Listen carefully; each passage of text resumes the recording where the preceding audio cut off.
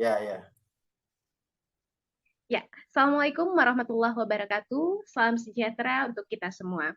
Kami kelompok 3 Global Leadership terdiri dari Atifa, Muhammad Iqbal Wahab, dan saya, Rika Anggraini, akan membahas perihal assignment 14 mengenai Evaluation Leadership in Practice. Next slide.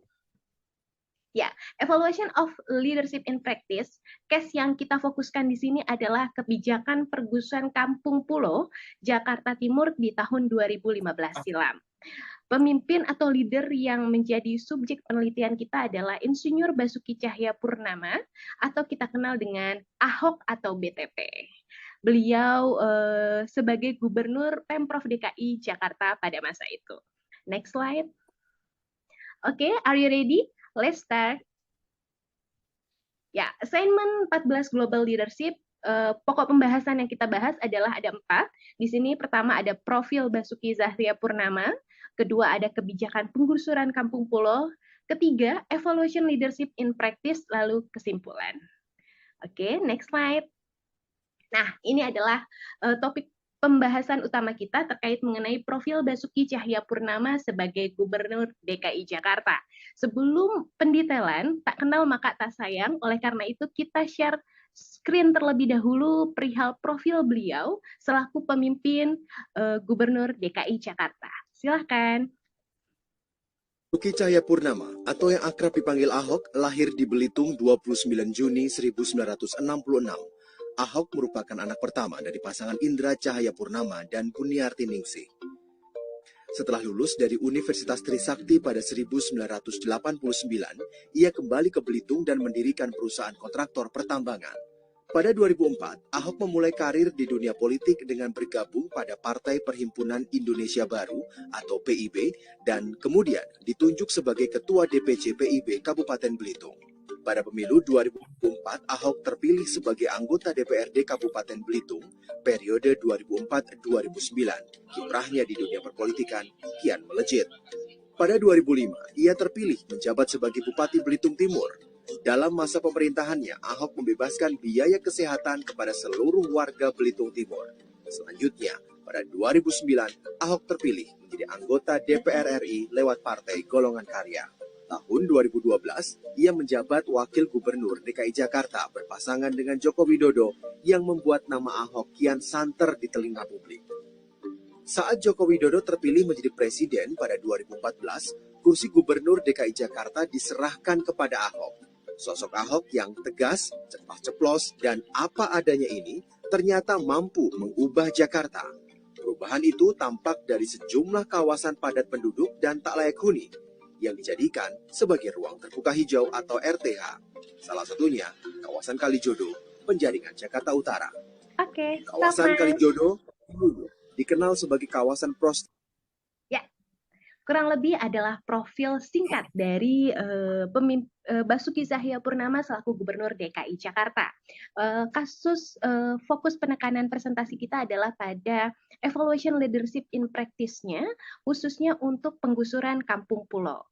Nah, ini adalah karir beliau, karir Ahok di masa jabatannya selaku gubernur. Di antaranya adalah ada reformasi anggaran, pembenahan banjir, layanan sosial, kesehatan dan transformasi, pembangunan fisik, penataan ruang, dan pembenahan pariwisata. Fokus kita adalah pada penataan ruang, khususnya pada relokasi Kampung Pulo. Next slide.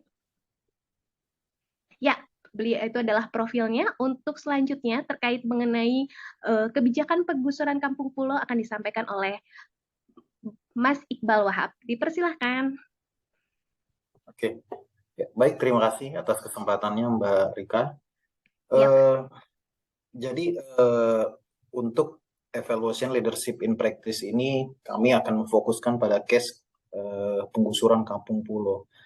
Nah, jadi pada dasarnya kebijakan penggusuran Kampung Pulo ini sendiri bertujuan untuk penanganan banjir yang terjadi di Jakarta.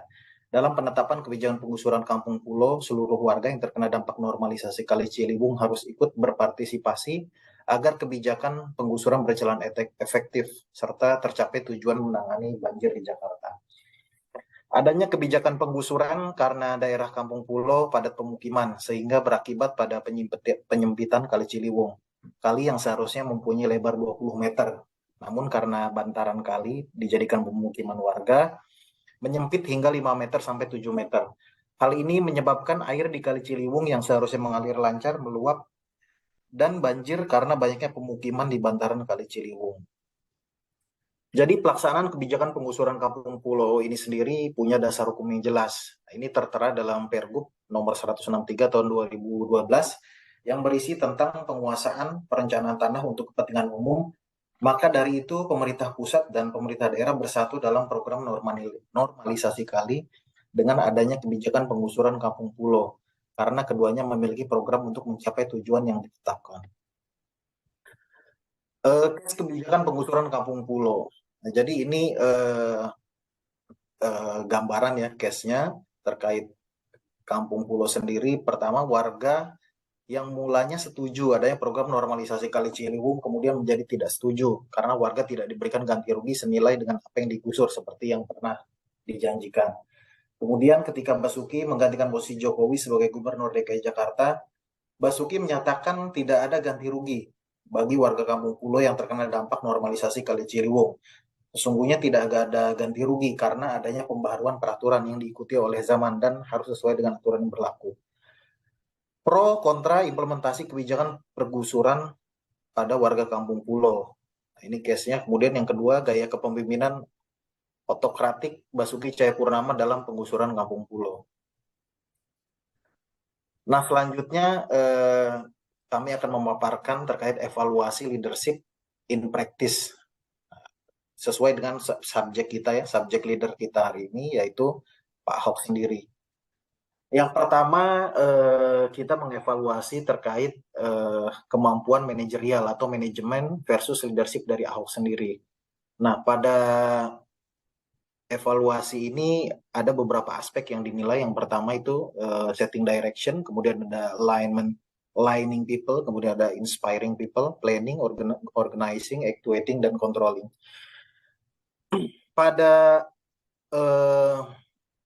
matriks ini ya, in practice, di poin pertama yaitu terkait setting direction, kami menilai bahwa Pak Ahok memiliki kemampuan yang tinggi dalam mengelola atau mengarahkan kebijakannya, karena beliau sudah melakukan itu berdasarkan ketentuan dan peraturan yang berlaku, dan tentunya dengan tujuan untuk penataan kota, dan pada akhirnya harapan itu sekaligus juga dapat mensejahterakan masyarakat DKI seperti itu. Kemudian untuk aligning people yaitu penyelarasan terhadap masyarakat ya. Ini kami nilai masih rendah karena pada prakteknya masih terjadi perbedaan pendapat ya atau ketidakpuasan dari masyarakat yang digusur karena memang Ahok beralasan bahwa kebijakan itu berubah. Jadi masyarakat tetap berharap adanya pemberian ganti rugi seperti yang dijanjikan di zaman Jokowi, tetapi Ahok merasa bahwa kompensasi yang diberikan berupa rumah ya, berupa rumah susun, pengganti rumah susun itu sudah cukup dan tidak ada lagi penggantian atau kompensasi di luar itu.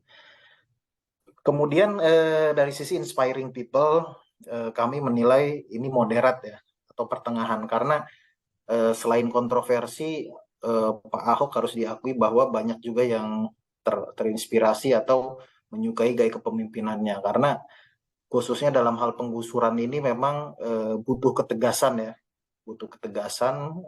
dari seorang pemimpin dan perlu faktor kepemimpinan yang berbeda dan berani seperti Pak Ahok. Jadi kami menilai dalam case Kampung Pulau ini beliau bisa menginspirasi sebagian orang seperti itu. Selanjutnya di 4 poin ya, planning, organizing, actuating, dan controlling ini kami nilai cukup tinggi semua.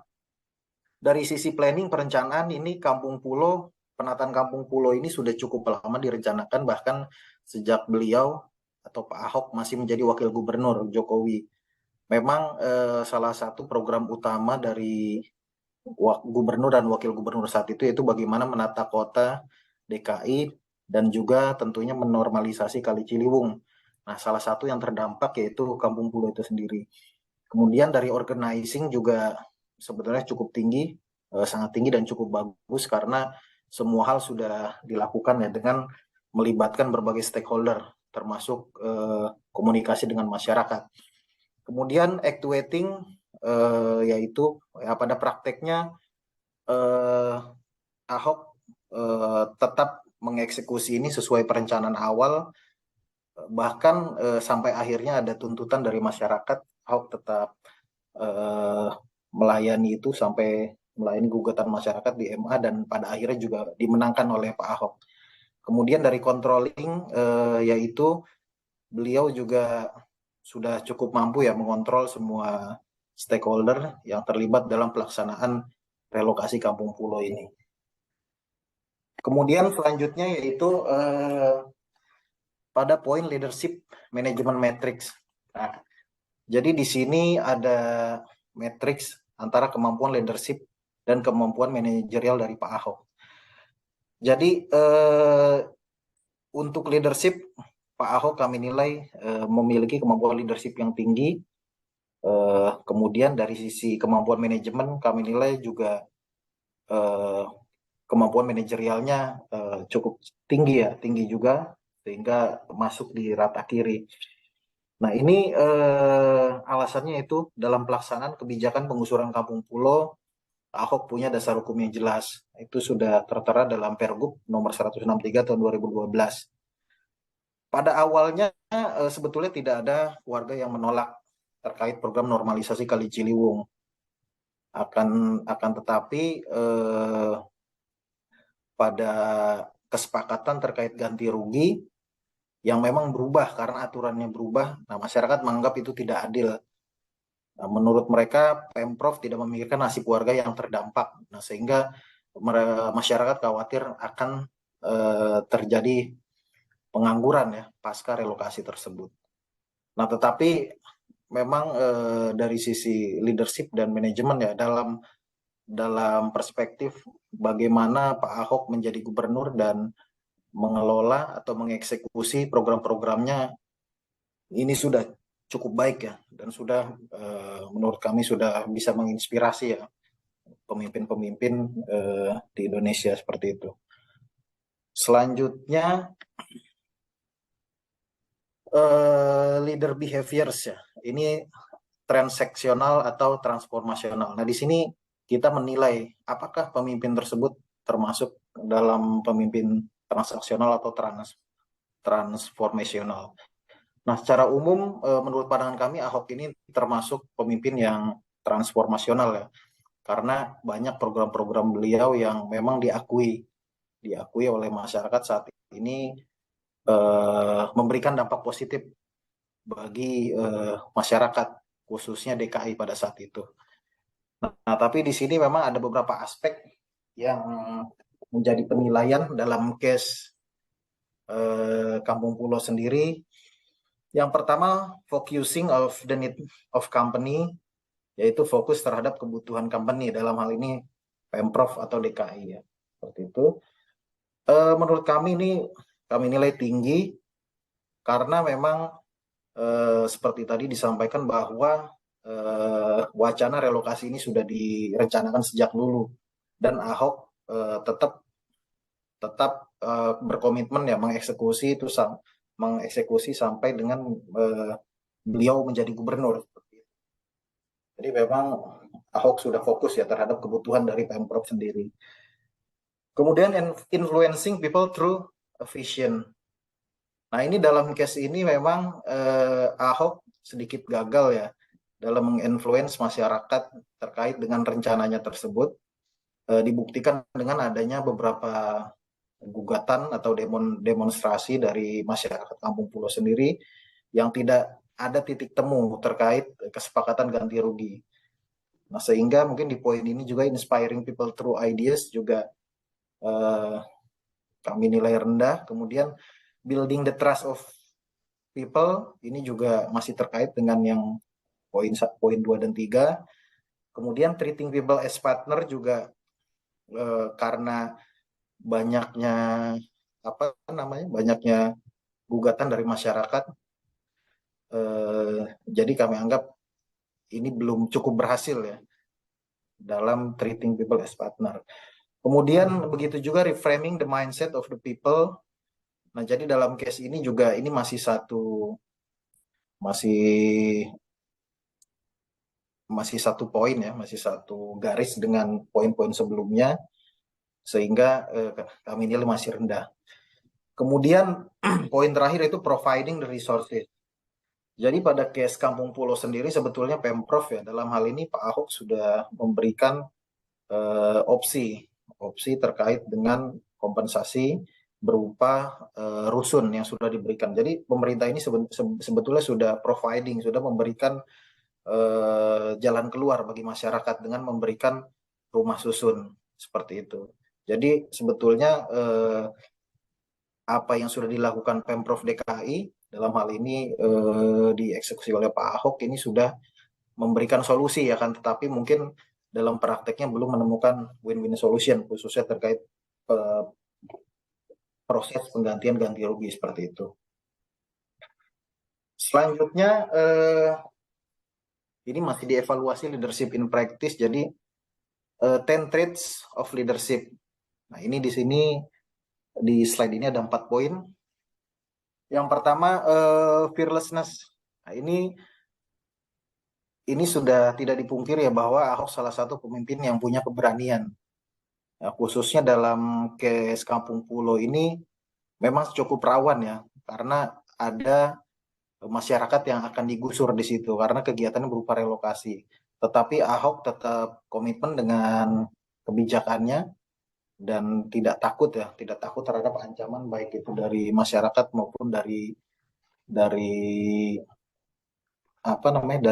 pihak lain seperti itu, seperti DPRD dan lain-lain.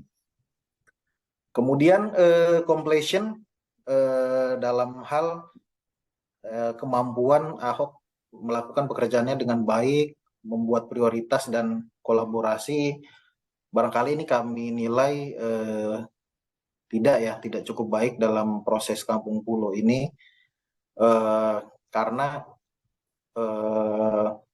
masih banyak terjadi friksi khususnya dari masyarakat, banyak penolakan, jadi mungkin kemampuan negosiasinya kurang baik seperti itu. Selanjutnya dari sisi komitmen kita nilai cukup tinggi karena seperti tadi kita sampaikan bahwa Pak Ahok berkomitmen ya dari perencanaan awal sejak beliau menjadi wakil gubernur memiliki komitmen yang tinggi dalam menata Jakarta dan menormalisasi Kali Ciliwung seperti itu. Selanjutnya yang poin 4 yaitu inspiration. Jadi Pak Ahok ini dengan kemampuannya, dengan segala kontroversinya tentunya menurut kami masih bisa menjadi inspirasi ya, masih bisa menjadi inspirasi khususnya bagi orang-orang yang mungkin sudah bosan ya dengan gaya kepemimpinan konservatif yang itu saja, yang birokratis. Tapi dengan gaya kepemimpinan Pak Ahok, mungkin menurut kami ini bisa menjadi inspirasi bagi pemimpin-pemimpin lain supaya bisa mengeksekusi program-program dengan baik seperti itu. Ya, luar biasa Pak Iqbal. Kita stop dulu Pak Iqbal.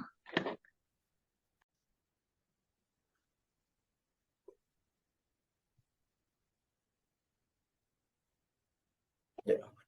Baik, lanjut ke slide berikutnya, 10 traits of leadership. Di poin 5 yaitu assuredness, yaitu keyakinan. Jadi keyakinan ini objective to be achieved atau objek yang akan diraih, kemudian intent of people. Nah, kami menilai bahwa Pak Ahok memiliki keyakinan yang cukup tinggi karena sekali lagi komitmen beliau terhadap eksekusi program-program yang sudah dilaksanakan sebelumnya. Kemudian dari sisi atau aspek penetrasi juga beliau memiliki penetrasi yang cukup baik ya, karena objeknya yaitu goals atau tujuan jangka panjang dari pengelolaan atau penataan kota seperti itu. Kemudian dari si intelijensi tidak diragukan lagi ya bahwa selain punya keberanian dan kecakapan dalam memimpin, Pak Ahok ini mempunyai tingkat intelijensi yang cukup tinggi. Bahwasanya beliau melakukan atau mengeksekusi semua programnya ya berdasarkan dengan aturan-aturan yang berlaku seperti itu. Selanjutnya di masih 10 traits of leadership di nomor 8 ada energi. Pak Ahok sendiri memiliki optimisme yang cukup tinggi dalam menjalankan atau mengeksekusi program-programnya. Nah, energinya bisa kita lihat dari karakter yang dia munculkan ya di publik seperti itu dalam hal berkomunikasi dengan publik maupun dalam sikapnya atau gaya kepemimpinannya dalam mengeksekusi semua program-program dari Pemprov DKI. Dari sisi integritas ini juga cukup baik karena kita tahu Pak Ahok sendiri sangat menjunjung tinggi nilai-nilai integritas. Banyak contoh kasus yang kita lihat bahwa bahkan ketika anggotanya melakukan pelanggaran-pelanggaran atau misalnya konflik kepentingan atau adanya pungli dan lain-lain, beliau langsung menindak itu dengan tegas. Jadi termasuk pemimpin yang dijadikan contoh ya dalam penegakan integritas untuk pelayanan publik khususnya. Selanjutnya perception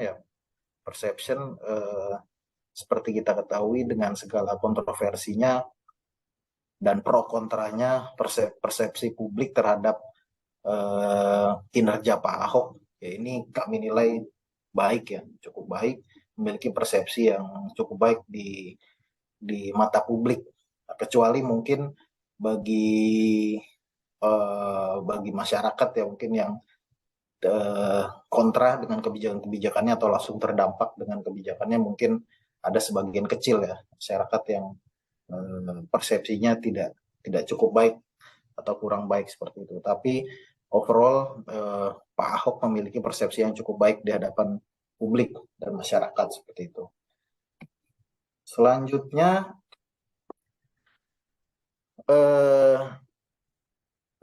di sisi konsistensi ya. Konsistensi tentunya tidak bisa dipungkiri lagi bahwa di penjelasan sebelumnya sudah disampaikan beliau ini konsisten dalam mengeksekusi atau melaksanakan program-programnya atau amanat dari rakyat seperti itu dalam melayani publik DKI. Kemudian reduction of risk. Nah tentunya beliau pun dalam menjalankan mengeksekusi programnya memperhatikan faktor-faktor resiko. Nah buktinya dalam case dalam case Kampung Pulo ini sendiri beliau tetap melayani ya, bahkan ketika digugat oleh masyarakat yang terdampak dalam case Kampung Pulo ini sampai Mahkamah Agung, beliau tetap mengikuti sesuai dengan prosedur atau ketentuan yang berlaku. Nah, hal ini menunjukkan bahwa beliau sangat aware terhadap resiko-resiko yang akan terjadi. Kemudian leaders and brand. Nah, dalam sudut pandang leaders ya, beliau sebagai leader, beliau sudah bisa yang memposisikan diri sebagai leaders yang baik dan memiliki branding yang cukup baik, khususnya bagi timnya atau bagi bawahannya di organisasinya atau dalam hal ini di DKI seperti itu. Selanjutnya dari sisi inovasi ya kita lihat di zaman Pak Ahok cukup banyak perubahan yang terjadi ya dalam hal beliau menata kota menormalisasi sungai sampai dengan mungkin memperbaiki kinerja pelayanan publik. Nah, ini tentunya inovasi beliau yang diimplementasikan dalam pekerjaannya memberikan implikasi yang baik kepada masyarakat seperti itu. Kemudian dari sisi coaching ya ini kita tidak cukup punya data untuk bisa untuk bisa kita sampaikan di sini.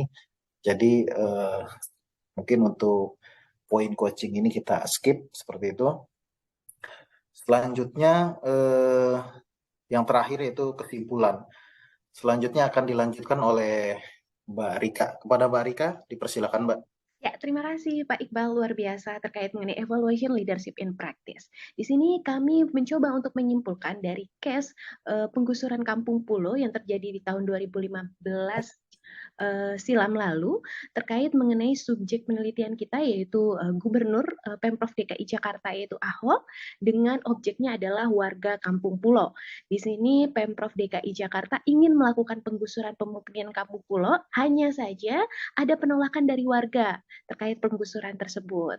Alasannya di mana tujuan dari Ahok sendiri ini ingin merelokasikan masyarakat Kampung Pulo ke rumah susun dan menyediakan fasilitas untuk menunjang perekonomian warga Kampung Pulo yang terdampak penggusuran. Hanya saja di sini penolakan-penolakan itu terjadi karena warga merasa pemenuhan hak dari masyarakat yang terdampak penggusuran itu kurang adil. Bahkan ganti rugi atau kompensasinya dianggap tidak adil serta tidak memikirkan nasib masyarakat yang terdampak setelah penggusuran. Sehingga masyarakat Kampung Pulo ini kurang puas dengan tanggapan yang diterima oleh Pemprov DKI Jakarta dan memilih mempertahankan rumahnya agar tidak digusur. Alhasil Pak Ahok melakukan beberapa pendekatan dengan tipe kepemimpinannya dan Pemprov DKI Jakarta tetap akhirnya melibatkan aparat untuk membantu proses penggusuran tersebut. Itu adalah kesimpulan dari case kami, di mana dari masing-masing penilaian yang kami berikan, dari sisi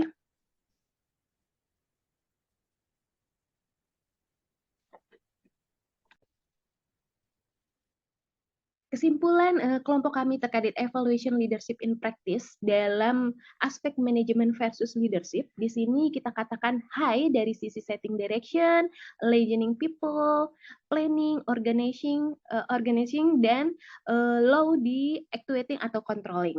Sehingga kesimpulan dari leadership management matrix adalah beliau moderate, karena Ahok merupakan seorang pemimpin dengan tipikal transformational leader yang energik dan inovatif, tidak kompromitis dan tidak suka dengan birokrasi yang berbelit-belit, namun seringkali berselisih dengan stakeholder lainnya, baik itu dari sisi legislatif, masyarakat, atau bahkan orang-orang dalam jajarannya, sehingga terkadang situasi menjadi chaotic. Lalu dari sisi leaders behavior, di sini kami penekanan pada transformational leadership. Lalu untuk yang 10 traits of leaders, di sini dikatakan baik dari sisi fearlessness-nya, lalu inspiration-nya,